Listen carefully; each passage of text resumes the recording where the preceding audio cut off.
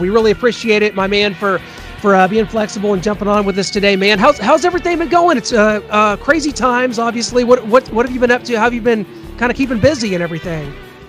Well, as you saw, I'm sitting outside. I've just been doing a lot of yard work, cutting down trees, transplanting some cactus. I'm getting my pool redone. A lot of stuff. I've been at home for like 2 months, so I'm running out of things to do. Well, transplanting cactus, that sounds like a dangerous job. Well, those things are heavy, even the little ones. So, yeah, it's been a chore, but I'm getting some things done. Well, absolutely. We're finally getting some of that nice weather here in the Midwest, here in Missouri. So at least able to go outside and go for walks. And like you said, work in the yard. That's kind of what our days are consistent of. And we're just glad to. It's funny because for the first time, I feel like the athletes and the people that we're interviewing, they're excited to talk to us because it's like breaking up their day a little bit. So we got that. I do get a little break here. Oh, that's awesome. It's mid-90s today. It's going to be over 100 during the weekend. So. Oh boy! I want to get all this done before the big heat comes. Absolutely, man. Well, I tell you, it's kind of crazy. You know, we're here in Kansas City, obviously just winning our first Super Bowl championship in 50 years. But congrats to my buddy Andy Reid. Yeah, Andy gets that done. Surefire Hall of Famer. Now, what when you see Patrick Mahomes play, what comes to mind when you see him play? What makes him so great, kind of in your eyes? I think he's a very instinctive player, and he's got incredible talent, and obviously he's very bright. You know, I was in Kansas City a couple of years ago, right after you guys had traded the other kid, Smith, and Andy showed up at one of the events I was at for the veterans, and I asked him, I said, "You guys going to be okay? You know, without Smith?" He goes, "Yeah." He goes, "We're going to be just fine." He goes, "This kid's pretty special." And so Andy's a great judge of talent, a heck of a coach. He was a heck of a football player. He was my tackle in college. I've known him forever. And that's right. Finally win. Yeah, that's right. We forgot that Andy was there during your time there in college up there at BYU. But what about Mitch Trubisky? I mean, he was taken in front of Patrick Mahomes with the second pick. The Bears move up from 3 to 2 to take him. What are your thoughts on the Bears this upcoming season? Matt Nagy brings in Nick Foles to compete with Mitch Trubisky. And do you think Mitch can be the guy in Chicago? Well, I really don't know. I don't follow it that closely. I mean, I get most of my stuff in ESPN like everybody else, but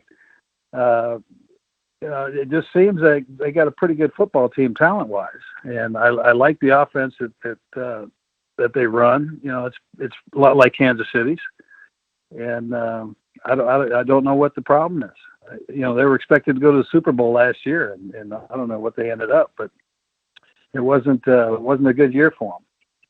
Well, and I think with Foles' experience there, I think I think things will run a lot smoother, depending on who wins the job. Yeah, absolutely. And it's interesting because just as of a couple weeks ago, the 85 Bears were named by NFL Network as the second greatest team of all time behind the 72 Dolphins. So number 2 for your 85 Bears, too high or too low there at 2? I'd say maybe a little low for my taste. We had a good football. You know, they keep talking about 85, which we ended up winning the Super Bowl, but we had a good 4 or 5 year run there from 84 to 88. We were in the playoffs, and we had home field advantage from 86 to 88. Didn't take advantage of that. Our 86 team was 14-2. Yeah, it wasn't like we fell off the map. We had a pretty good football team, but in 85 everything seemed to work out, and I would line up against anybody with that team.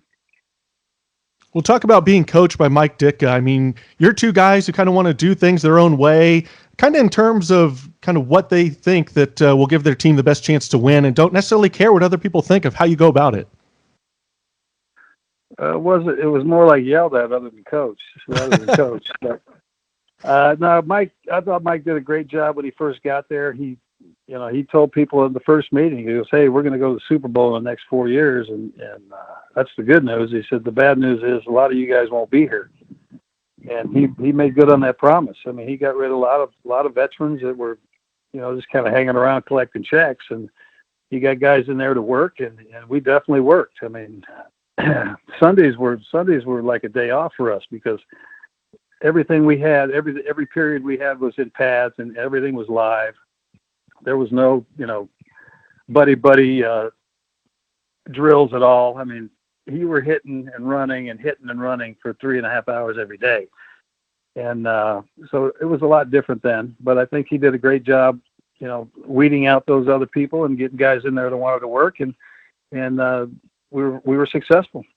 Well, you've used the word in the past, dysfunction, with regards to that team. Do you think that dysfunction kind of drove you guys and propelled you to the success you had more than it being a detriment? Was the dysfunction, did it work in your advantage in this case? Well, I mean, Buddy Ryan and Mike Ditka didn't seem to get along, and that kind of trickled down to the players. So like I said, every practice lasted about 3.5 hours because there were so many fights. I mean, there was fights on pretty much every play because, when you're going at it live, it's like a game. And people, the defensive line would yell at Buddy, "Hey, they're cutting us." And then Buddy'd say, "Well, did they cut you in the game?" "Yeah, then deal with it." I mean, that's the kind of stuff we had every day. And we won basically in spite of those two rather than because of those two, I think. I mean, we had great players, and defensively, it was a new system that people were, having trouble figuring it out. Joe Gibbs finally did, and he ended up beating us 2 years in a row in the playoffs in '86 and '87 at home. So, but we had great talent, and then with the system we had, our offense never got enough credit. I mean, we held the ball for almost 40 minutes a game. We scored the most points in the NFC that year. So when you get a defense that plays the way they did, and they only have to play 20 minutes a game, it's pretty easy, especially if we get a lead. Yeah, of course. But talk about when you're first coming in out of BYU, coming to a run-first team. Obviously, Walter Payton's there, but you're used to run around making plays with your arm and with your legs. Just how different was that for you and an adjustment for you? Oh, I was bored to death for 7 years. It was just, like you said, coming from BYU, that was still the best offense that I'd ever played in out of the 7 professional teams counted too. But then to go there and to see that, we're going to run. It was just, it was no fun at all. I mean, it was fun to watch Walter run because early on we were not very good offensively in the offensive line. And so I'd watch him make 30-yard runs and only gained 1 or 2. I mean, he did not want to be tackled, that guy. And he was incredible and a great teammate, never said, "Give me the ball." But we did our part on offense, scored a lot of points and kept the ball away from the other team. So, our team was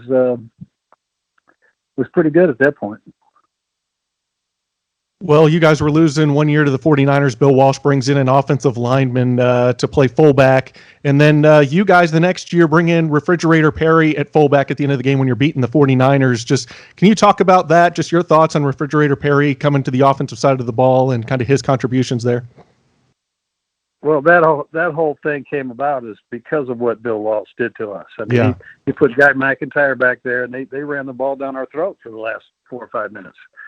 And so, just to get back at Bill, he put Fridge in there for one play, and then it exploded into, the circus that it became. Yeah. Because Buddy was not real high on him defensively because he'd get tired too quickly. Buddy's guys always had to be in shape. I mean, those guys ran. They did drills. I mean, if you weren't in shape for Buddy, you did not play. And so he wasn't real high on the Fridge early on. But Ditka realized that, hey, this guy's got some talent, and it's hard to tackle a guy that big and round moving that fast. And so he started him off as a blocker. Then they gave him the ball. Then they threw him a pass. We threw him a touchdown pass in the game. Then he was supposed to throw a pass in the Super Bowl.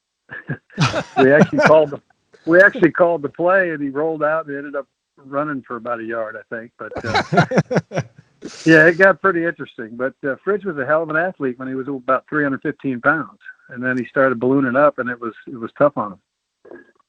Yeah, absolutely was. Jim, you're kind of moving on. We're really good friends with Sean Salisbury. He wanted to give us a shout out to you when we did this interview, and obviously you guys split time in Minnesota there in 1993. It was a pretty decent Vikings team, 9-7, nearly making the playoffs there. Just talk about kind of your stint there in Minnesota. We made the playoffs. Yeah. Oh, yeah. 93. Yes, 9-7. We ended up losing to the Giants, but we did make the playoffs. Yeah, divisional round. We had a good time with Sean. He was a good teammate. We had a lot of fun, a lot of laughs. He got a lot of reps in practice. I'd always say, "Hey, kid, go ahead, get this for me," you know. But we had a good time, and unfortunately, we could have been better, but we did end up making the playoffs with a team that I didn't think was all that good. Yeah, and Jim, I just got to ask this, whether it was eating pizza on the sidelines while signaling the play-in for the Eagles or wearing a priest collar when Coach Ditka told you guys that you had to wear collars, where did that come from? Like your personality and the guts it takes to not just conform to societal norms, but do things your own way. Oh, why not? I mean, it's your life.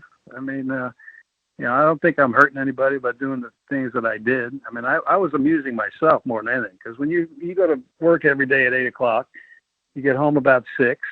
You sit in meetings for I don't know how many hours a day. Then you practice, and you got to lift weights, and you got to get treatment. I mean, it's never ending, and then you got to deal with the media. So, I did things just to amuse myself during the day, and if people took them the wrong way, that's their problem. I didn't lose sleep over what people thought. For as many people that did take it the wrong way, I think there's others that were inspired and influenced by it and kind of learned that you don't have to just follow what everybody wants you to do and take your own path. And I think it's a good lesson in life. So, I mean, my 4-year-old self definitely wore the headband and took the lessons from Jim McMahon. So I turned out okay, I think. So all good. Yeah. I think I talked to my folks not too long ago, and I told them, I said, I think I turned out okay for from the beginning out to where it is now. It's been a good life. Well, talk to us about kind of how you're doing health-wise. Of course, the 85 Bears 30 for 30 kind of opened up a lot of people's eyes to the pain and some of the things that you've been dealing with. Just give us an update. Talk to us how you're doing. And obviously, you've stood out for medicinal marijuana and how important that can be for pain management. And it boggles my mind that people are apparently okay with people becoming addicted to narcotics, but are shying away from people using medicinal marijuana. That part just doesn't make sense to me. No, none of it does. Well, Big Pharma's got a big hand in this country. That's why, you can get whatever pills you want when you're playing sports. And, even regular people go to their doctors and get prescriptions for painkillers. And that's a big epidemic in this country right now. And how the NFL has not allowed their guys to use the marijuana, because you have a system in our bodies for this plant. We're supposed to be using it. We've been lied to for over 100 years about what it does, but we have receptors up and down our spine and in our brain for this plant, and it heals a lot of things without side effects. It hasn't killed anybody. Meanwhile, how many deaths are there from opioids this year or last year? And because the NFL is always saying, "Oh, you're responsible for what you put in your body." They don't care. They'll hand out as many pills as you want, but then how are you going to sleep? How are you going to go to the bathroom? You take all those painkillers. I was on them for 15 years, and it was tough. Just doing routine things. But I haven't had a painkiller I think since 2000, and I moved out here to Arizona right after my divorce in 1997 or 1990. What was it? 2009, I guess it was. Yeah, that's when I moved out here, and I've been using it ever since. I've been using it pretty much most of my life, but that's basically all I do now. I know it's a simple question, and I know you've been asked this before, but the way you played, the way you handled yourself, the way that you played with just unabashed, passion, and it's an easy question. It's a simple question, but would you have done it all over again the same way, or taken steps to protect yourself more? Well, I wouldn't have played any differently, but I wouldn't have played. I wouldn't have played as hurt as I was. I missed a lot of games, but I played a lot of games where I shouldn't have played. A lot of people, a lot of quarterbacks, when they hurt something, their throwing arm, their throwing hand, they sit out until it's healed. I remember 1984, I broke a bone in my throwing hand, and at the time the doctor said it was a bruise. And that night I ended up going to the hospital on my own. And the guy said, "You got a broken hand." They casted it. I showed up to work the next day, and they were all freaked out. They go, "What are you doing? You can't have a cast on." I said, "I got a broken hand." "Well, you got to take that off. We can shoot it up. Nobody will know." So they shot my broken hand for I don't know how many weeks, and the press was on me about why I couldn't throw a spiral. I said, "Well, I can't feel the ball for one. They shoot me in the hand, and they'd hit a nerve. I'd be numb to my elbow." So it was pretty interesting. And then 1986.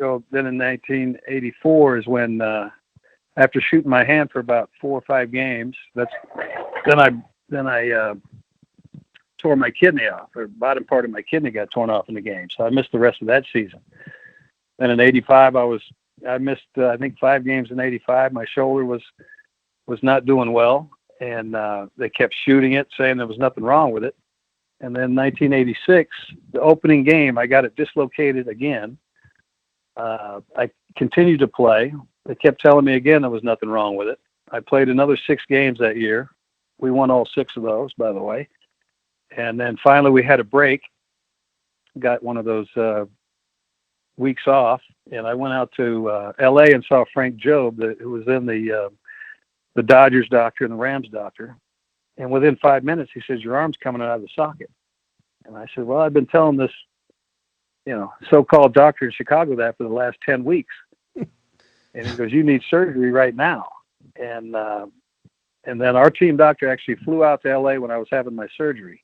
And as soon as he opened up my arm, he went, "Holy cow," he wasn't lying.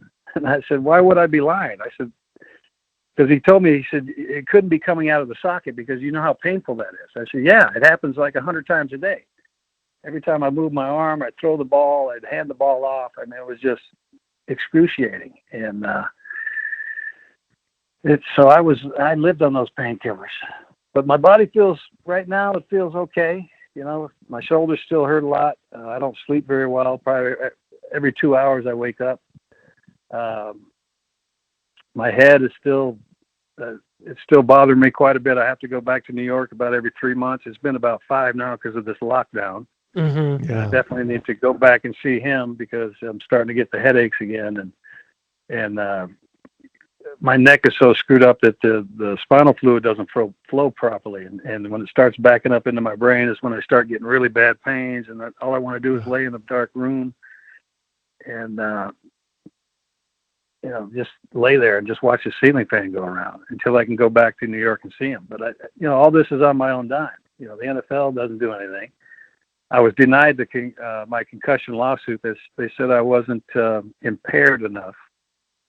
And I told them, I said, "Look, I'm fairly normal for, 3 months at a time.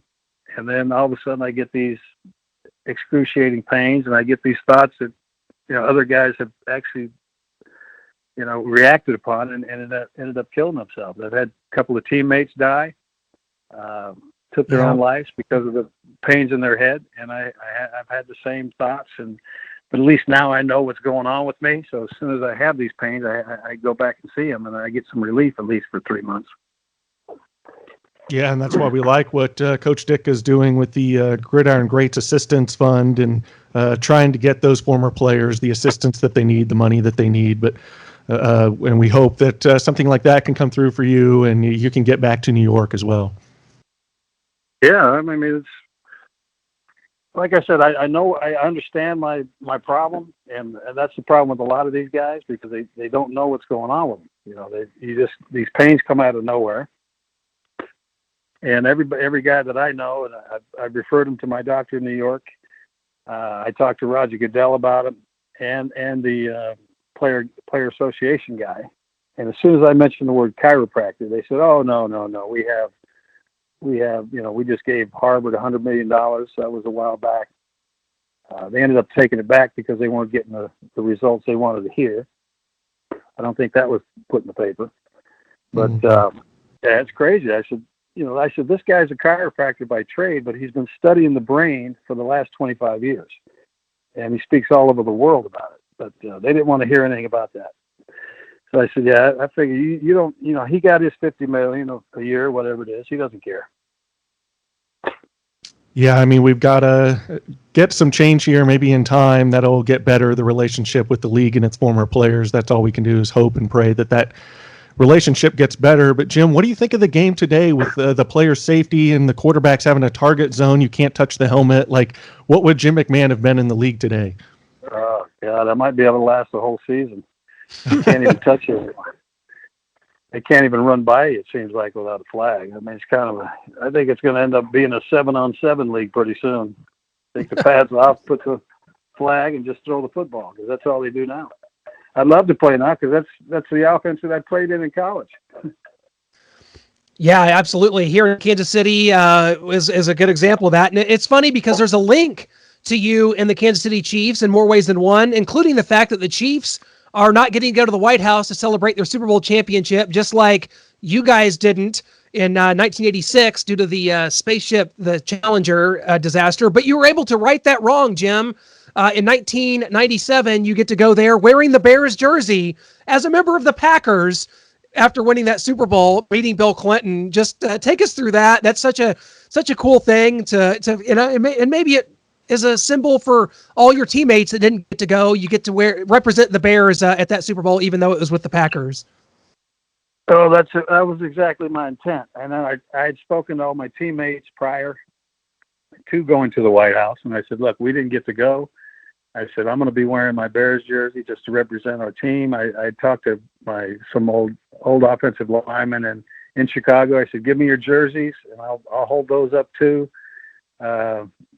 But it wasn't really a big deal. I think, Clinton was kind of surprised. He's like, why are you wearing that?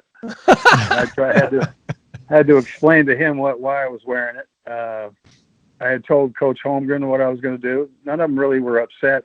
Our defensive coordinator was the only guy that I thought got a little pissed off at me. And that was, what was his name?